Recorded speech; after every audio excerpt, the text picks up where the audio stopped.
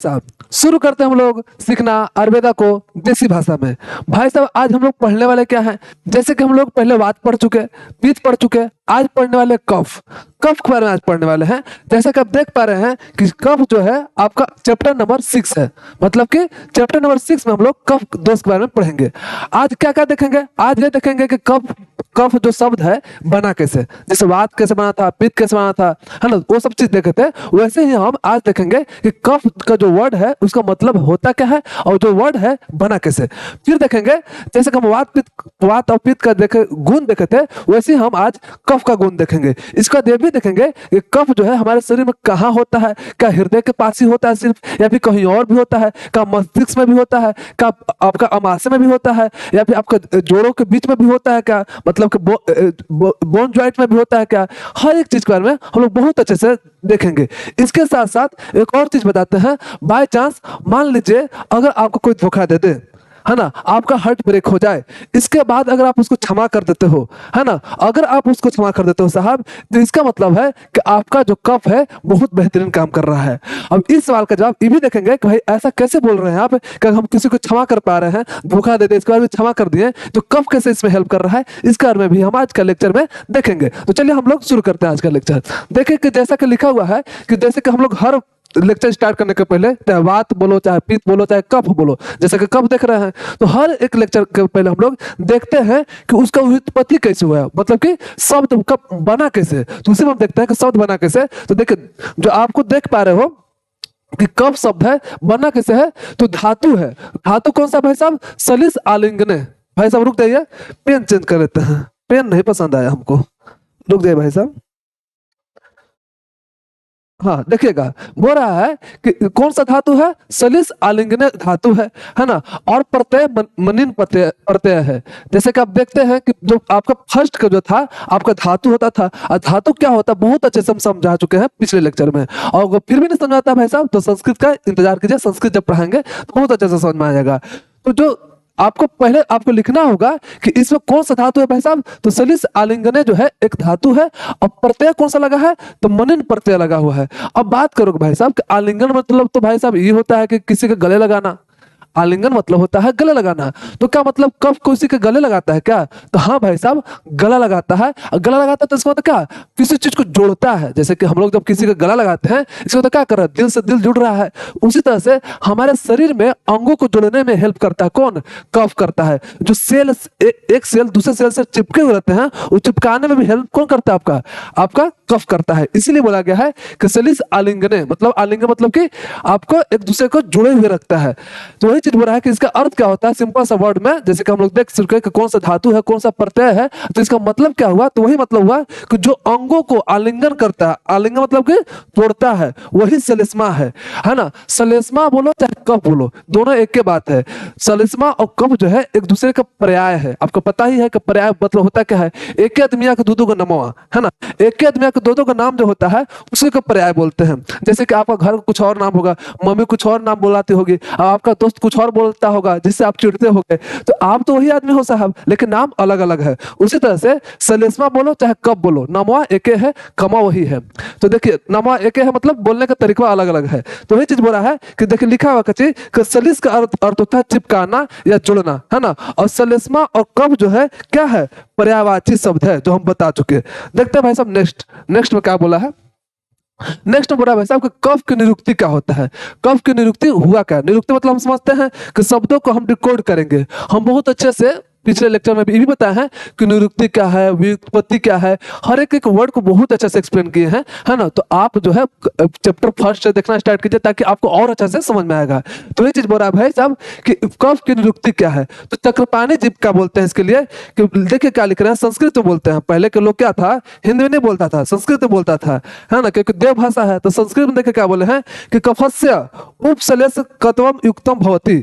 भाई साहब इसका मतलब क्या हुआ, इसका मतलब सिंपल सा है, जो शरीर को जुड़ने या चिपकाने में काम करता है। वही बात है, मतलब कि आलिंगन करता है। आलिंगन मतलब कि गले मिलाता है। गले मिलाता मतलब कि एक दूसरे से जुड़ाव होता है, दिल से दिल मिलता है। तो इसी यहाँ पे अंगों से अंगों मिलता है ना, यहाँ सेल से सेल मिलता है। तो जो सेल्स को सेल्स मिला रहा है वही कफ का आपका काम है। वही चीज ये जो साहब है, इस साहब कैसे बोल रहे हैं कि केन जलेन फलती वर्धते इति कफ। ये क्या हुआ भाई साहब, ये इस सिंपल से बोल रहे हैं कि जिसकी उत्पत्ति और वृद्धि जल से होता है। मतलब कि ये जो है जल से मिलता जुलता काम करता है। जो जल का आपको पता है प्रॉपर्टी होता है, वो इसका प्रॉपर्टी होता है। किसका? कफ का होता है। तो अगर आपसे पूछा जाए कि कफ का उत्पत्ति किससे होता है तो याद रखेगा कि जल से होता है ना। आपको पता भी है कि जैसे वात हम देखे थे कि वात किस महाभूत का प्रधानता से बना है, पित्त कौन सा महाभूत का प्रधानता से बना है, और कफ किस महाभूत के प्रधानता से बना है। तो ये चीज बोला है कि आपका कफ जो है, इसके पीछे लेक्चर में हर चीज को अच्छा से एक्सप्लेन किया साहब। तो यही बोला है कि इसमें जो है दो महाभूत जो है इसका प्रधानता होता है। जैसे कि आपको पता है कि हर एक चीज सुनेगा, हर एक चीज जो होता है पांच महाभूत से बना होता है, लेकिन रेशियो सबका अलग अलग होता है। किसी में किसी चीज का प्रधानता होता है, प्रधानता मतलब डोमिनेंस होता है। तो वही चीज बोल रहा है कि जल और पृथ्वी का इसमें प्रधानता होता है। किसमें? कफ में होता है। तो यहाँ चीज हम लोग जो है समझ चुके हैं। फिर देखते हैं आगे क्या है कि कफ का गुण क्या है। जैसे हम देख चुके थे कि वात का गुण क्या है, पित्त का गुण कैसे क्या है, तो हम लोग देखेंगे कफ का गुण क्या है। इसके साथ साथ जब वात का गुण बता रहे थे, जब पित्त का गुण बता रहे थे, तो ट्रिक बताए थे, तो आप उसको जरूर देखिए ताकि हमेशा के लिए आपको याद हो जाए। उसी तरह से आज देखेंगे कि कफ का गुण क्या क्या है ना। तो कफ का गुण में बोल रहा है साहब कि ये जो होता है गुरु होता है। अब बोलोगे भाई गुरु मतलब क्या मास्टर जी? हाँ, गुरु मतलब टीचर तो नहीं भाई साहब, गुरु मतलब होता है भारी।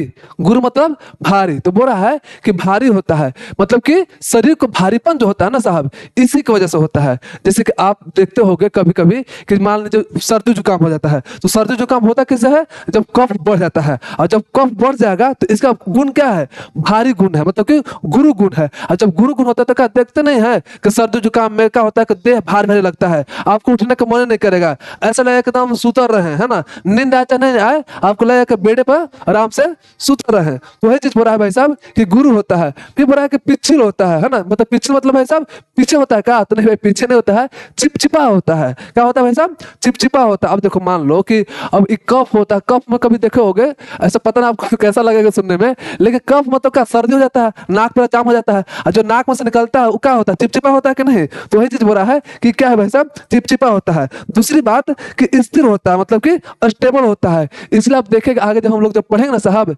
कफ प्रकृति, तो कफ प्रकृति के लोग जो होता है ना स्थिर होता है, घूमता उमता नहीं ज्यादा है ना। तो घूमता कौन है? तो वात प्रकृति के लोग। जो कफ प्रकृति के लोग होता है वो बहुत मोटा होता है। जो मोटा होगा तो स्थिर होगा ना, घूमेगा थोड़ी है। और जब घूमना स्टार्ट कर दे तो फिर मोटा कैसे रहेगा? वो तो पतला हो जाएगा। इसलिए बोल रहा है कि वो जो है स्थिर होता है। तो देखिए कहानी को थोड़ी याद कीजिएगा ना, तो आपका सारा गुण याद हो जाएगा। तो यही बोल रहा है कि जो है स्थिर होता है, ठीक है। फिर बोल रहा है कि शीत होता है, ठंडक भी होता है। ये जो है ठंडक होता है। याद भी हो गया कि भाई जब सर्दी उर्दी होता है तो किसकी वजह से होता है? गर्मी की वजह से थोड़ी होता है, ठंडक की वजह से होता है सर्दी। तो यही बोल रहा है कि आपका ठंडक होता है, मतलब कि शीत होता है। फिर मृदु होता है, मृदु मतलब कि कोमलता इसमें होता है। फिर स्निग्ध होता है, मतलब रूखापन को दूर करता है।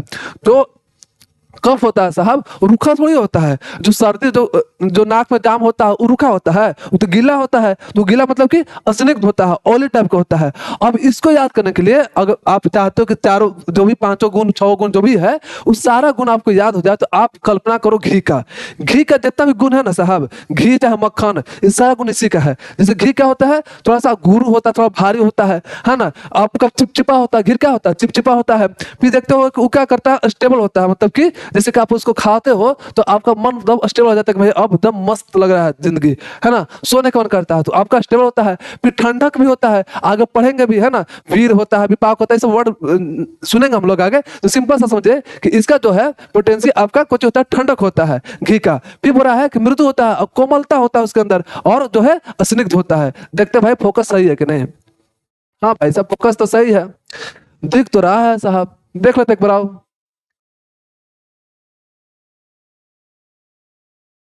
हाँ देखिएगा, तो हम लोग जो है इस तरह से जो है हम लोग देख चुके क्या क्या भाई साहब कफ का क्या क्या गुण है, ठीक है। अब आगे देखते हैं हम लोग क्या है। आगे देखिए कि भाई साहब अगर कोई चीज की बात हो, सुनिएगा, अगर कोई चीज का बात हो और कंट्रोवर्सी ना हो, किसमें, आचार्यों में कंट्रोवर्सी ना हो, तो बात चलेगा? कभी हो सकता है? नहीं हो सकता है। तो यहाँ भी कंट्रोवर्सी हुआ है गुण को लेकर। कौन को लड़ाई की है भाई साहब? तो एक बार क्या किया कि वाग्भट जी और चरक और सुश्रुत तीनों मिलकर खूब लड़े। किस बात पर लड़े? लाठा लाठी से नहीं लड़े भाई साहब, बातचीत से लड़े। अब ऐसा भी नहीं कि एक साथ लड़े। सुश्रुत अपना अपना टाइम में थे, चरक जी अपना लिख के चले गए, है ना, वाग्भट जी बाद में लिखे हैं। तो उस तरह से लेकिन बड़ा बड़ा लड़ाई जरूर हुआ है, इन तीनों में लड़ाई हुआ, कुछ और बोला, कोई कुछ और बोला, कोई कुछ और बोला है। और आपके एग्जामिनर जो होता है ना, है बहुत समझदार होता है, बोलो तो बहुत काबिल होता है, वो यही सब पूछ लेता है कि चरक जी क्या बोलते गुण, सुश्रुत जी क्या गुण बोले थे, वाग्भट जी क्या बोले थे। तो सवाल यह सबसे आता है। तो देखते हैं कि ये लोग जो है तीनों लोग अलग अलग कौन कौन सा गुण बताया है। तो बोल रहा है भाई साहब कि आचार्यों के अनुसार देखिए कि कौन कौन सा गुण बताया गया है। तो फर्स्ट में बोला है कि वाग्भट के अनुसार जो है, जो आपका कफ का गुण जो है, बोला है कि स्निग्ध होता है। देखिएगा, स्निग्ध होता है, शीत होता है, गुरु होता है, मंद होता है, सलेक्शन होता है, मृतासन होता है, फिर स्थिर होता है। तो आप देख पा रहे होगे साहब, अगर दिखाई दे रहा होगा तो आप देख पा रहे होगे कि मिलता जुलता है, थोड़ा बहुत आगे पीछे। तो आप एक बार उसको याद कर लोगे ना, तो एक दो को यहाँ भी याद कर सकते हो। तो बस याद रखेगा, जो जो अलग है ना उसको यहाँ पे याद कर लीजिएगा। फिर यहाँ पे बोला है भाई साहब कि चरक जी क्या बोला है, कि चरक जी बोलते हैं कि गुरु होता है, शीर्ष होता है, मृदु होता है, स्निग्ध होता है, मधुर होता है, स्थिर होता है, और पिछल होता है। हाँ, तो इसमें सिर्फ मधुर एक्स्ट्रा आया। अब सुश्रुत जी क्या बोलते हैं कि व्हाइट कलर का होता है, गुरु होता है, स्निग्ध होता है, पिछल होता है और शीत होता है ना। तो सुनिएगा, आपके एग्जाम में यहां से पूछे चाहे ना पूछे, एक चीज हमेशा पूछता है, तो थोड़ा सा ध्यान से सुनिएगा साहब क्या पूछता है ना, मजाक की बात नहीं कर रहे हैं, सही में पूछता है। क्या पूछता है कि सुश्रुत जी जो है, मतलब पहले तो ये पूछेगा कि कौन जो आचार्य जो है, जो कफ को आपका रस के बारे में बताए थे, कौन आचार्य जो है उनके रंग के बारे में बताया था। किसके रंग के बारे में? आपके रंग के बारे में नहीं, आपका रंग तो बहुत सुंदर है चेहरा का। किसके रंग के बारे में? कफ के रंग के बारे में। तो आपसे पूछा जा सकता है कि कौन आचार्य जो है कफ के रंग और रस के बारे में बताया था। तो याद रखिएगा कि कौन बताए थे साहब, आपके सुश्रुत जी बताए थे। और कौन सा रंग होता है इसका? तो सफेद होता है। आप याद मत करो दोस्त, देखो सिंपल सा, सर्दी होता है आपको, और जब सर्दी होता है तो जो नाक में से जो निकलता है वो काचू होता है, सफेद होता है कि नहीं? मेनली देखो सफेद होता है साहब। तो इसलिए वो क्या बोले कि एक बार क्या हो सकता है कि सुश्रुत जी देखे होंगे कि हाँ भाई जो निकल रहा है रोगी के नाक से वो सफेद है, तो लिख दिया कि हाँ भाई क्या होता है, सफेद होता है। तो याद करने वाला थोड़ी बात है, आप पूरा रटे जा रहे हो, रटे जा रहे हो, यो रटना है वो रटना, रटो मत, समझने की कोशिश करो। क्या है कि ये सब जो भी है हमारा शरीर के बारे में है, और शरीर के बारे में कौन जानेगा? आपसे बेहतर कौन जानेगा साहब? आप ही जानोगे ना, आपका शरीर है तो आप जानोगे। तो इसलिए आप रिलेट करके पढ़ो, जैसे अभी तक 11th 12th में अच्छा से रिलेट कर पा रहे थे। क्यों? क्योंकि मॉडर्न पढ़े थे, और ये भी मॉडर्न टाइप के है। बस जो यहाँ प्रॉब्लम होता है, बैरियर जो है लैंग्वेज का है, बैरियर जो है संस्कृत का है। संस्कृत की वजह से जो है यहाँ पे प्रॉब्लम होता है, इसलिए हम संस्कृत वर्ड ज्यादा यूज करते ही नहीं है। देसी भाषा में आपको बताने की कोशिश करते हैं, ताकि किताब में तो भाई सब संस्कृत लिखा हुआ है, आप वहां से समझ लीजिएगा। बस यहाँ पे आप समझ सको कि बल बोलना क्या चाहता है, बस इतना ही सा बात है। तो सिंपल सा बताएं भाई साहब कि जो सुश्रुत जी जो है वो रंग देखे। एक बार रोगी जो आया तो रोगी के देखे कि नाक में से कुछ निकल रहा था जो कि उजला उजला था, और ये पता था कि भाई जो उजला उजला निकल रहा है ये कफ की वजह से है। तो वो सोचे क्या कि भाई यही तो कफ हुआ है ना, और कफा का रंग कौन सा है? सफेद हुआ है। हाँ, तो सफेद है, तो सिंपल सा बोल दिया कि भाई साहब क्या है? सफेद है। अब बात आता है रस कैसा है। तो रस बोलते हैं कि अगर, सुनेगा ध्यान से, बहुत अच्छा सवाल आ सकता है इसमें, कि अगर भाई साहब कि प्राकृतिक अवस्था में हो, जैसे आपको पता ही है कि इसको दो से बोला जाता है, वात पित्त कफ को दो से बोलते हैं, और वात पित्त कफ को त्रिस्तंभ भी बोलते हैं। मतलब कि भाई साहब ये अगर बिगड़ जाए, मतलब अगर गुस्सा कर जाए, अगर ये बढ़ जाए, तो आपका शरीर को क्या करेगा? बीमार करेगा, मतलब कि विलन के काम करेगा। लेकिन अगर प्राकृतिक अवस्था में रहता है, नेचुरल स्टेट में रहता है, तो भाई साहब क्या करता है? आपका शरीर को धारण भी करता है, शरीर को बना के भी रखता है। इसीलिए बोला जाता है कि अगर प्राकृतिक अवस्था में रहता है, मतलब कि नेचुरल स्टेट में रहता है, तो इसका रस जो होता है मीठा मीठा रहता है। सही भी बात है भाई, जो अच्छा अच्छा रहता है, देखते हो आप कभी एग्जाम में पास होते हो चाहे कुछ होता है, तो आप क्या करते हो? मीठा मीठा चीज देते हो कि नहीं? मिठाई खा लीजिए, मेरा बेटा बहुत अच्छा नंबर लाया है। तो उसी तरह से कब जो है प्राकृतिक अवस्था में जब होता है तो मीठा मीठा होता है ना। और अगर यही चीज अप्राकृतिक अवस्था में चला जाए, अब यही चीज मान लीजिए एग्जाम खराब चला गया, अब बहुत बेकार नंबर आया, तो आपके घर वाले का क्या होता है कि पूरा जो होता है नमकीन मिजाज हो जाता है, एकदम नमक नमक जैसा हो गया। तो उसी तरह से याद रखेगा कि ये जो है अप्राकृतिक अवस्था में होता है ना, तो इसका स्वाद लवण जैसा हो जाता है, मतलब कि सॉल्टी हो जाता है। जैसे कि आपको पता है कि 6 रस होता है, कौन कौन? बोलिए, मन में बोलिए भाई साहब, या तो जोर से बोलिए या कमेंट में जाकर बोलिए, लेकिन बोले जरूर, बोलने से याद होगा। कौन कौन है साहब? मधुर, अम्ल, लवण, तिक्त कटु कसाय, ठीक है। तो ऐसे बोलते बोलते याद हो जाएगा। तो ये चीज बोला भाई साहब कि अगर प्राकृतिक अवस्था में रहता है तो इसका जो है भाई साहब स्वाद मधुर होता है, और जब विकृत अवस्था में होता है मतलब कि नॉन नेचुरल स्टेट में रहता है तो इसका जो स्वाद होता है लवण होता है, मतलब कि सॉल्टी होता है साहब, ठीक है।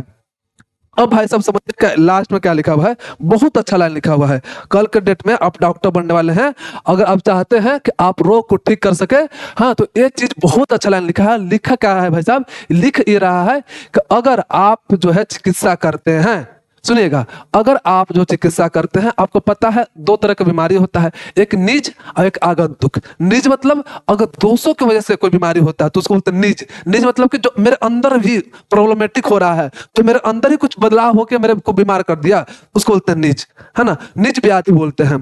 लेकिन आगंतुक कौन बोलते हैं, आगंतुक मतलब कोई आ गया और को कूट दिया, मतलब कि आपको बीमार कर दिया, जैसे कि बैक्टीरिया हो सकता है, जैसे कि वायरस हो सकता है, जैसे कि आप साइकिल से गिर गए, आप तो खैर बाइक से चलते हो गए तो बाइक से गिर गए, तो क्या हो, बाहर से आपको आघात हुआ, बाहर से आपको चोट लगा, बाहर से आप बीमार पड़े, तो वो क्या हुआ, आपका आगंतुक हुआ। और निज जो आपके दोषों के बिगड़ जाने की वजह से हुआ। तो हम ये बताया था आपको भाई साहब कि अगर निज की वजह से मतलब कि दोषों के बढ़ने से घटने की वजह से होता है कुछ बीमारी, तो हम उसका इलाज कैसे करते हैं, उसके विपरीत गुण से। जैसे मान लीजिए कि हमको कफ, जो कफ बढ़ गया, तो कफ का गुण क्या है, गुरु है, तो गुरु को उल्टा क्या होगा, लघु, है ना, लघु होगा। तो लघु द्रव या फिर लघु वाला खाद्य पदार्थ या फिर आहार, इस सब चीज को हम लोग प्रयोग कराते हैं कि भाई साहब आपके शरीर में जो है गुरु हो गया है, मतलब गुरु जो आपका प्रॉपर्टी है शरीर में बढ़ गया है, तो आप लघु सामान खाओ, उससे क्या होगा कि उसका जस्ट अपोजिट हो जाएगा, और जस्ट अपोजिट होगा तो क्या होगा, वो डिक्रीज कर जाएगा। तो हम लोग वही चीज बोल रहे हैं यहाँ पर, बहुत अच्छा सब समझ में आएगा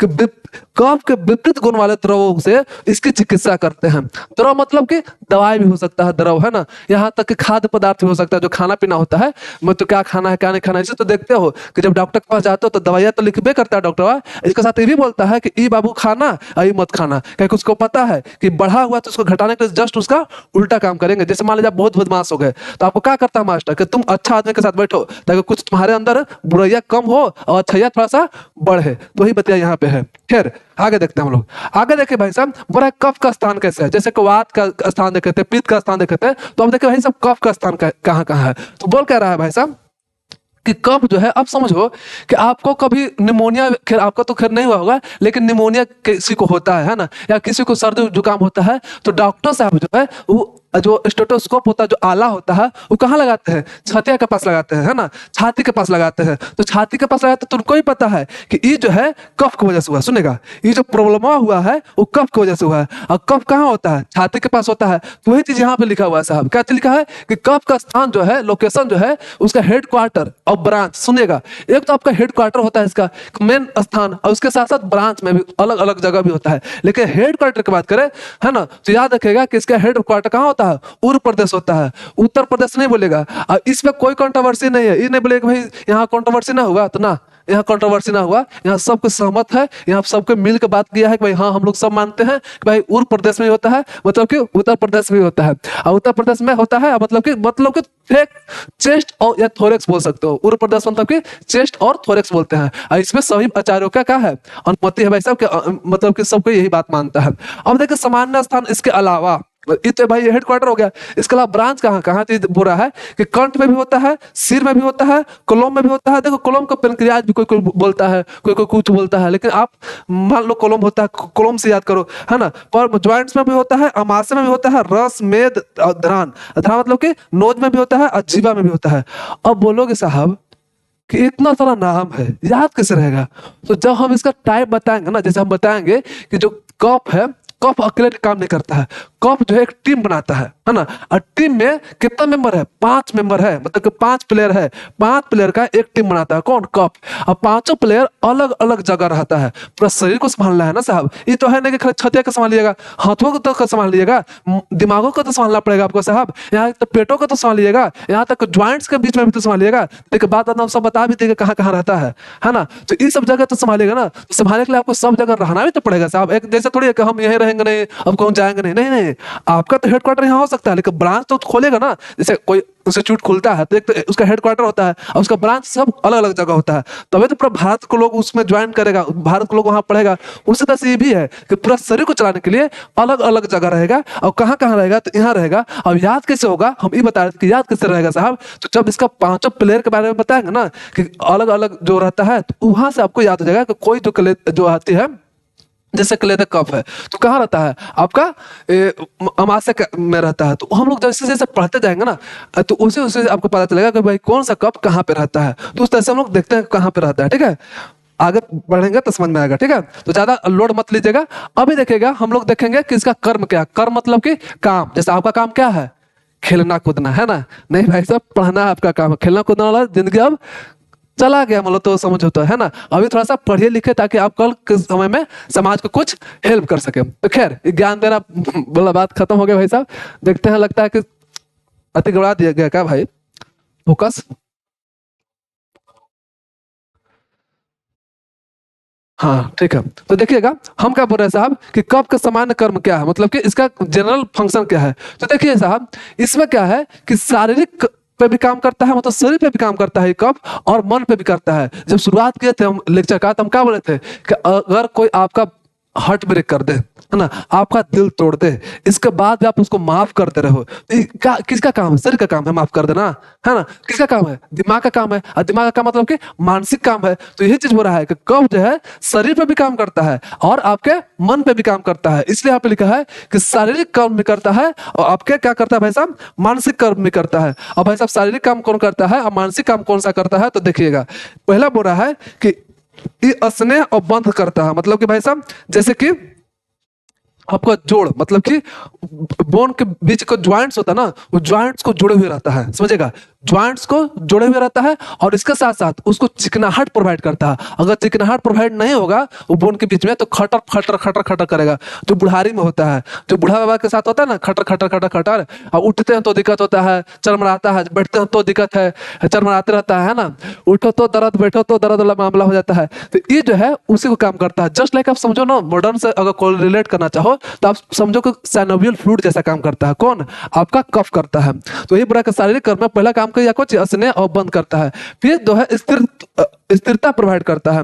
स्थिरता प्रोवाइड करता मतलब कि आपका बॉडी का स्टेबिलिटी देता है। यहाँ तक बोला जाता है कि शरीर का जो बनावट है ना साहब, जो आप दिखते हो बहुत सुंदर सा, है ना, आपका लंबाई होगा अच्छा खासा, है ना, लंबाई होगा भी नहीं तो फिर भी आप सुंदर दिखते होंगे। तो जो आपका लंबाई हो चाहे आपका जो चौड़ाई हो, जो भी है वो कौन प्रोवाइड कर रहा है, आपका कफ कर रहा है। तो जो स्थिर है भाई, आपका कभी ऐसा तो होता नहीं कभी आप इतना लंबा हो और कल छोटा हो गया, ऐसा तो होता नहीं है। तो ये क्या हुआ, स्टेबल है। तो स्टेबिलिटी कौन प्रोवाइड कर रहा है, आपका कफ प्रोवाइड कर रहा है।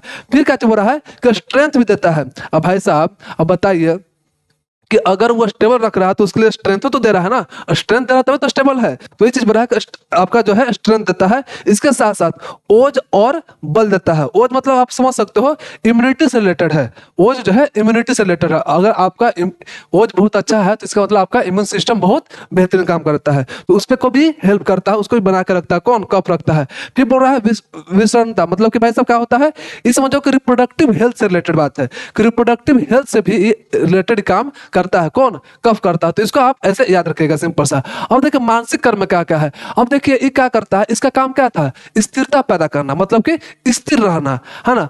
जो स्थिर रहेगा तो उसका क्या होगा कि उसके पास धैर्य रहेगा। भाई अगर जो चंचल है वो धैर्य रहेगा। अगर उसको बोल दो कि भाई यहाँ पर 1 घंटा खड़ा रहो, और वो आदमी चंचल है, मतलब वाद प्रकृति का है, हम प्रकृति पढ़ाएंगे आगे, अगर मान लो वाद प्रकृति का होगा ना तो 1 घंटा वहां पर खड़ा नहीं रहेगा, वो कहीं और भाग जाएगा। लेकिन अगर कफ प्रकृति होगा, कफ प्रकृति को होगा, तो कफ प्रकृति क्या कर रहा है, कफ क्या कर रहा है, उसको स्थिर कर रहा है। तो स्थिरता क्या लाता है, धैर्यता लाता है। आपको धैर्य बनाएगा, आप किसी को क्षमा कर पाओगे। अगर बाई चांस मान लो आपके दिमाग में चंचल है, दिमाग में 25 तरह का बात चल रहा है, आपको कोई कुछ बोला तो आप क्षमा नहीं कर पाओगे और तो उसको गलियात दोगे। लेकिन अगर आप स्थिर हो, मन दम शांत है ना, तो आप उसको बोले चलो यार कोई बात नहीं, जाओ लेट गो, है ना, लेट गो पट से कर दोगे। तो यही चीज बोल रहा है कि धैर्य रखता है ना। इसके बाद घृत मतलब कि बातों को याद भी रखता है, मतलब कि भाई साहब क्या करता है, मेमोरी पावर का भी काम करता है। तो इसलिए बोला जाता है कि कप अगर आपका अच्छा काम कर रहा है तो मतलब मेमोरी पावर आपका क्या है, बहुत अच्छा है। और इसके साथ साथ क्षमा भी करता है। देखो यहाँ लिखा है कि क्षमा करता है ना, धैर्य रखना, क्षमा करना। इसके साथ लालच ना होने देता है। अब देखिए भाई साहब, जो चंचल आदमी होता है ना, वो हर चीज में जल्दी जल्दी करता है। और बात प्रकृति क्या है, चंचल है, वो जल्दी जल्दी करेगा। वो मतलब कि पैसा कमाना तो जल्दी जल्दी पैसा कमाओ, इतना पैसा कमाओ कुछ हद हद नहीं। तो वो क्या कर रहा है, लालची कर रहा है। लेकिन ये जो है आदमी एकदम चिल रहता है। लेकिन आपको थोड़ा बहुत ज्ञान देते हैं तो हमें याद रखिएगा कि लालच होना चाहिए, है ना, लालच होना चाहिए, लेकिन कंट्रोल लेवल में। अगर लालच ना हो तो आप कुछ पाना ही नहीं चाहोगे। आप अगर एमबीबीएस में हो या फिर आप जीएस मतलब कोई कॉलेज में हो, है ना, मतलब कि बीएमएस में हो, तो वो कॉलेज में जब हो तो कहीं ना कहीं लालच ही तो था आपके अंदर, मतलब कि कुछ पाने का चाहत ही तो था, चाहत ही तो लालच है। लेकिन बहुत एक्सट्रीम पर चला जाता है तो लालच क्या हो जाता है, बुरा हो जाता है। लेकिन लालच होना चाहिए। तो यही बुरा है कि लालच नहीं होने देता है ना, कंट्रोल में रखता है। ये नहीं बोल सकते कि लालच नहीं होने देता है, बस ये कंट्रोल में रखता है। कौन, आपका कप। तो ये जो है आपका कर्म है, सिंपल सा। ठीक है, नेक्स्ट देखते हैं साहब क्या लिखा हुआ है। अब देखिए कप के जो बताए थे कि 5 प्लेयर है ना, कप के 5 प्लेयर है। जिस वात का 5 प्लेयर था, पित्त का 5 प्लेयर था, उसी तरह से कप क्या प्लेयर है, 5 प्लेयर है। और पांचों मिलकर आपका शरीर को अलग अलग काम करता है। अब तो देखते हैं नाम क्या क्या है। तो पहले बोल रहा है भाई साहब तर्पक, है ना, तर्पक है ना। अब इसके बाद देखिए क्या चीज है कि फर्स्ट है तर्पक, दूसरा है आपका क्या चीज, बोधक, तीसरा है आपका देखिए अवलंबक, और चौथा जो है कलेदक है, और पांचवा जो है श्लेषक है। अब भाई साहब बोलिएगा कि याद कैसे होगा, फिर से बात तो यही हो जाएगा कि याद कैसे होगा। तो आप सुने होंगे बीटीएस का नाम, जो डांसर वगैरह 4 को 5 को मिलकर ना लड़का डांस करता है साहब, तो वही बीटीएस है। अब क्या हुआ ना एक बार कि बीटीएस का टीम कौन बनाया, अनिल कपूर बनाया। अनिल कपूर को जानते ही होंगे। तो अनिल कपूर क्या किया कि बीटीएस का टीम बनाया और टीम बना के फेमस हो गए। कहाँ, यूट्यूब पे फेमस हो गए, कहाँ, इंस्टाग्राम पे फेमस हो गए। ऐसे से इसका याद रहेगा कैसे भाई साहब, यही चीज याद रखेगा कि एक के बीटीएस मतलब एक का क्या है, बीटीएस है। ए फॉर काची होगा, बताइए, ए फॉर काची होगा ओलंबक। अब उसी तरह से के फॉर काची होगा, क्लेदक, है ना। अब आपका बी फॉर काची होगा, बताइए, बोला कीजिए, बोलिएगा तभी याद होगा, ऐसे नहीं याद होगा। बी फॉर बोधक होगा, और टी फॉर तर्पक होगा, अवेश पर कुछ होगा, श्लेषक होगा। तो इस तरह से पांचों जो है आप नाम याद रखिएगा। हम लोग नेक्स्ट लेक्चर में अच्छा से समझेंगे कि ये सब रहता कहाँ है, रह के वो क्या क्या काम करता है, हर एक चीज के बारे में बहुत अच्छे से समझेंगे। कहाँ, नेक्स्ट लेक्चर में समझेंगे। तब तक के लिए ऐसे पढ़ते रहिए, मचाते रहिए। और लास्ट में जाते जाते भाई साहब आपको एक चीज बोलना चाहेंगे कि अगर आपको कुछ समझ में आता है तो आप जरूर कमेंट कीजिए कि हाँ समझ में आ रहा है। अगर नहीं समझ में आता है तो भी आप कमेंट कीजिए। अगर कोई सजेशन हो जो आप हमको देना चाहते हो तो आप सजेशन भी दे सकते हैं। जो भी चीज बात हो आप एक तरह का कम्युनिकेट कर सकते हो कमेंट के थ्रू। तो जरूर कमेंट करें और ज्यादा से ज्यादा लोगों तक शेयर करें ताकि और लोग इसको पढ़े और समझे। तब तक के लिए धन्यवाद।